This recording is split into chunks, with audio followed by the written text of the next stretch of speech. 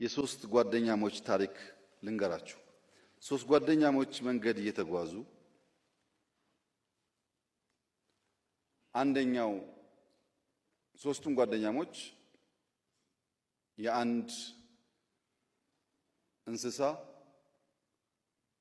ዌስት ያያሉ እና አንደኛው ከነሱ መካከል ይሄንን ፋንድያ የጣለው አኒማል ጭራ የለውም ይላል።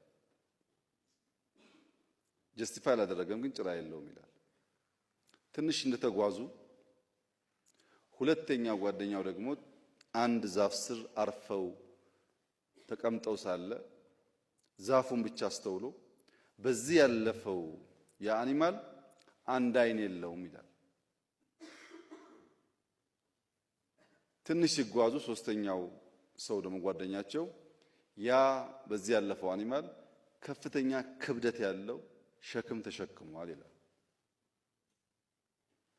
አለፍ እንዳሉ አንድ ሰው ይመጣባቸዋል። እባካችሁ ወንድሞቼ ግመል ጠፋብኝ አይታችኋል ወይ ይላቸዋል።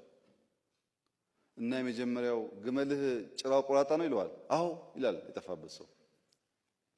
ሁለተኛው አንዱ አይኑ አያይም ይለዋል። አዎ አያይም ይላል ቾኩሎ። አሁንም ሶስተኛው ብዙ ዕቃ ጭኗል ይለዋል።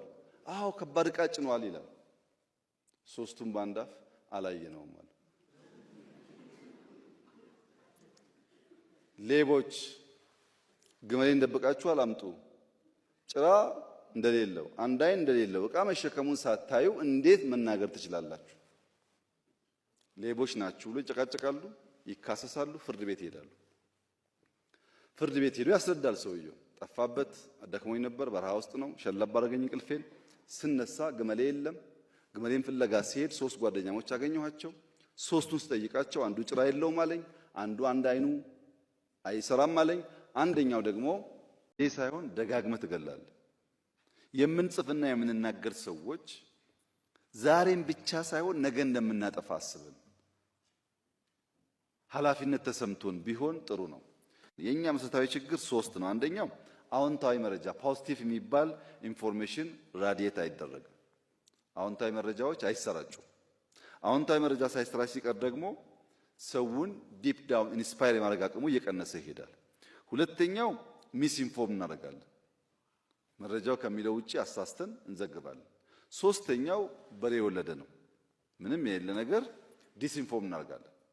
እንደዚህ አይነት ሴራ ላይ ኢንትሪግ ላይ ኮንስፒሬሲ ላይ ያተኮረ ስራ እመኑኝ ስር የለውም፣ አይቆምም። እኛ ጋር ምን ችግር አለ? በኢንፊልትሬሽን ሚዲያዎቻችን ፓርቲ ውስጥ መንግስት ውስጥ የገቡ ሰዎች አሉ። ብዙ ጊዜ እንዳልኩት ሚማር እያል እየጠበቅን እያየን ሰዎቹ ቀስ ቀስ እያሉ ይወጣሉ። ሲወጡ ጩኸቱ ራሱ አንዴ ከሆነ ችግር አለ ማለት ነው። እችን እንኳን ለማስተዋል የሚዲያ ሰዎች በትምህርታችሁ በልምዳችሁ ምክንያት የነቃችሁ መሆን አለባችሁ።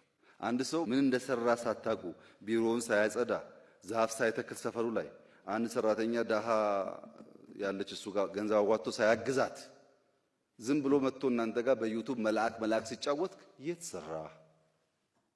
መች አገለገልክ? ስንት ዛፍ ተከልክ? ለስንት ዳሃ ቤት ሰራ? ምን ያክል ታነባለህ? ምን ያክል ጻፍክ? መጠየቅ እኮ አለበት ሰውየው። ዝም ብሎ መጥቶ እኔ እንትን ነኝ በሚል እንዴት ይሆናል? አይሆንም። ግን ወደፊት ማወቅ ያለባችሁ ነገር በፍጹም በኢትዮጵያ ፖለቲካል ኤንቫይሮንመንት ኢምፖርትድ ኢንዲቪጁዋልስ መጥተው ስልጣን መያዝ አይችሉም።